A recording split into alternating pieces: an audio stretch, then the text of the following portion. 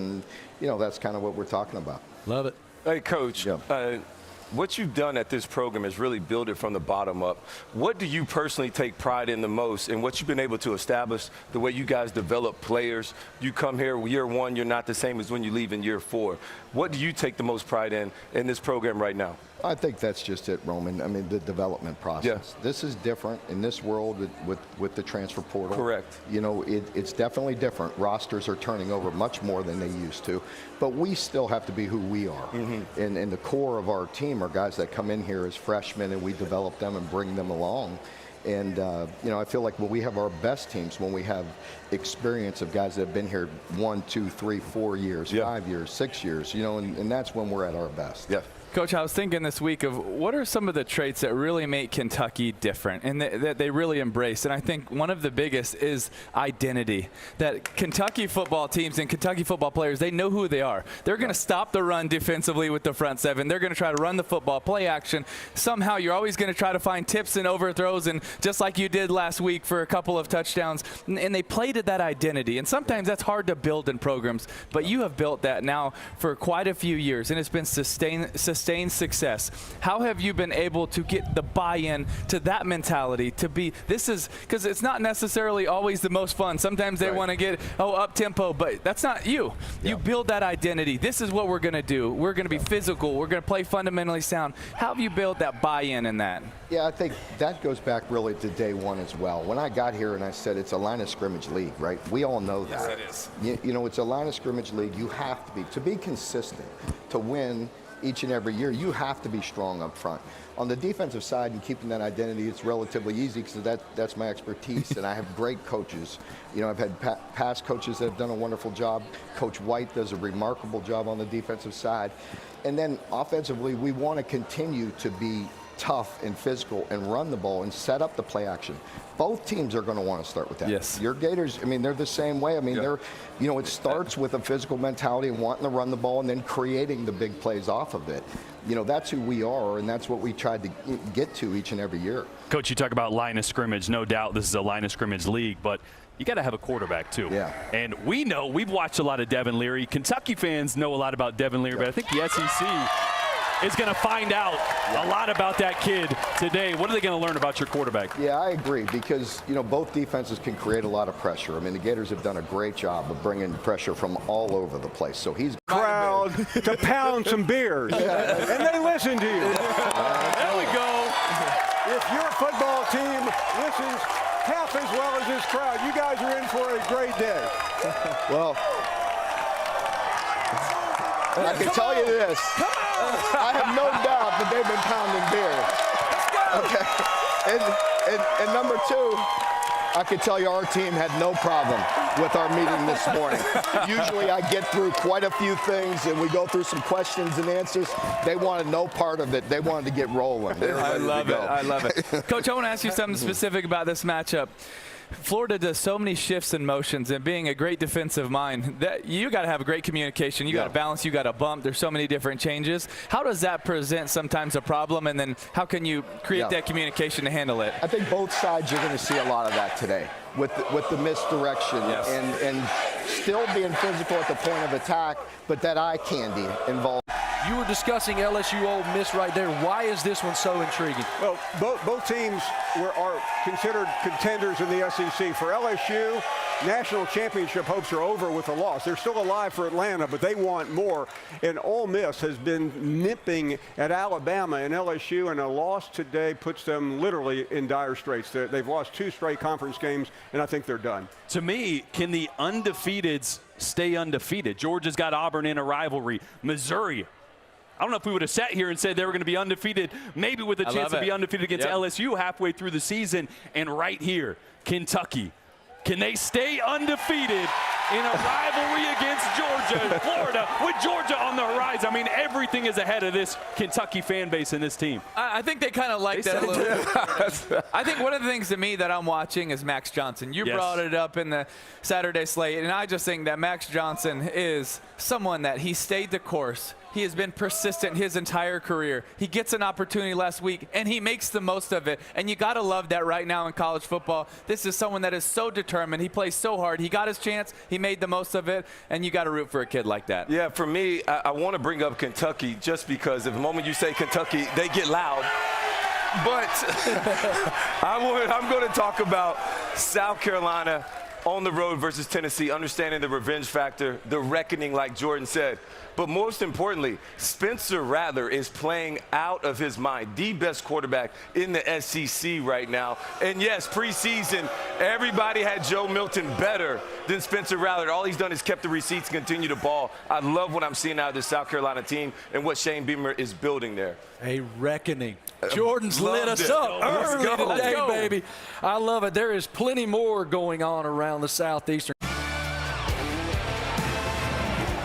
Oh, yeah, my boy Luke Combs getting us ready for a great college football Saturday right here in Lexington, Kentucky. They are getting lathered on that old bourbon they make all over this beautiful state. Yes, it does. Octet means 8, my friends. McGee, again, used words in that essay, which was beautiful, my friend. And he led into about, discussing the great writers of all of history. And I'll just go back to Moose, A. Moose, from when my kids were small. I fall for fall. 4th time since divisions were created in 1992 that every SEC West team has a loss before the end of September. Paul, let's start with you. What stands out most during the month of September in the conference for you? That the SEC, I'll whisper this, may not be the best conference right now. Mutiny. It's been a tough month for the SEC, but that doesn't mean it will be a tough year. Ultimately, we decide on who wins. Practice. Non-conference games? Come on now. What matters at the end is that they're going to have what teams develop out of the West, right? Who stands strong and maybe competes with Georgia out of the East. So I think this is actually as open as we've ever seen the SEC. And to me, I get it. SEC hasn't been great non-conference. But to me, that's not a signal of weakness. I think we're going to find out we have more better teams than we thought at the end of the season. You see what I did there? I'm no Ryan McGee. Oh, better. I would totally correct my daughter on that. I really think the biggest statement so far is the losses, the non-conference losses, and that doesn't mean it's the end of the season. It does mean that it's a disappointing start for the SEC.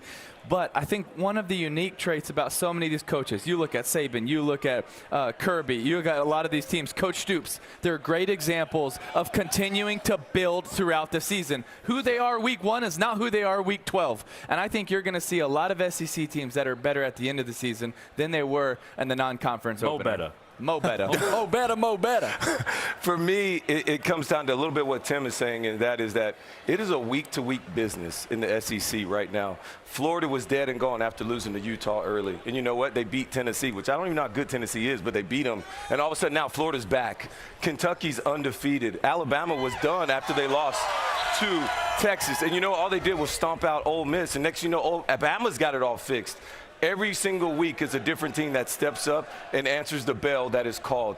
Texas A&M last week, there was question marks had. All they did was show up and stomp out Auburn. So literally it's a week-to-week business. Your resume will continue to be built upon on what you do this week and the following week after that. I'm going to tell you what stands out to me the most in September. It is last weekend when the Florida Gators face Charlotte and Ricky. Charlotte hit themselves. You're so upset about the DB. Give the receivers some credit, man. What's crazy about that catch is that's what we see Odell Beckham doing in pregame, right? In the end zone, he's making those catches. Ricky just did it in coverage. That was in the middle of a game. between the lines. What do you think the coaches said? Hey, go up with 2 hands or great catch? Great catch. That was a full-blown moment where we all went, y'all, watch this. And speaking of y'all, Dr. Pepper Fansville as all. Dog in basketball, when he gets down on all 4, starts barking, and then you run a pick play on the opposite side. That didn't work at all, though. No one fell for that. Did y'all's team do that? I was going to say, you guys did that? We definitely all have way too tight of britches on to be trying any cartwheels. And speaking of y'all, I've happened upon something with the help of my wife, Lainey, recently, and that is these folks who hop on these hobby horses, and they prance and jump around all over the. All right. Hey.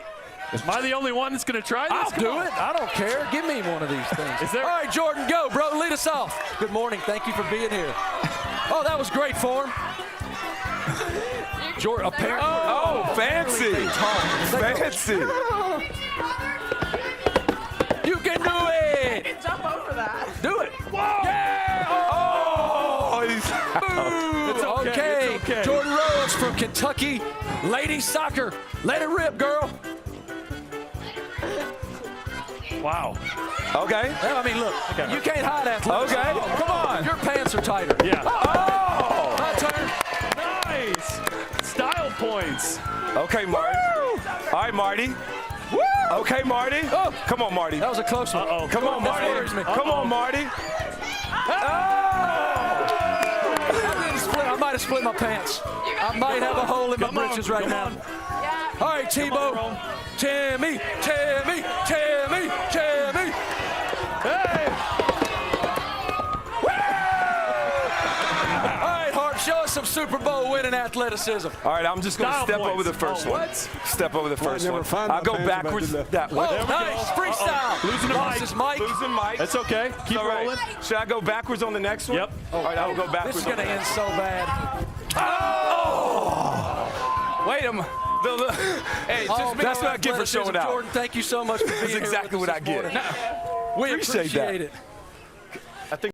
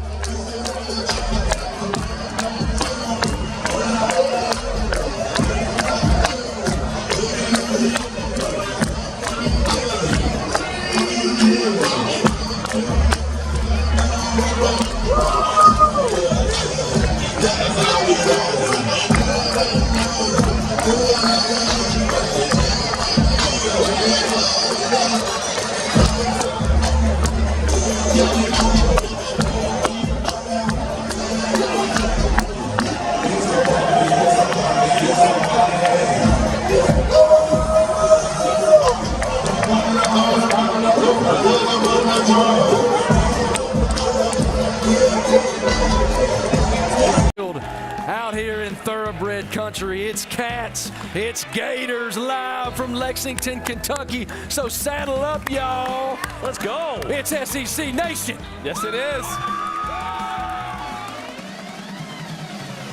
Take the party wherever we go.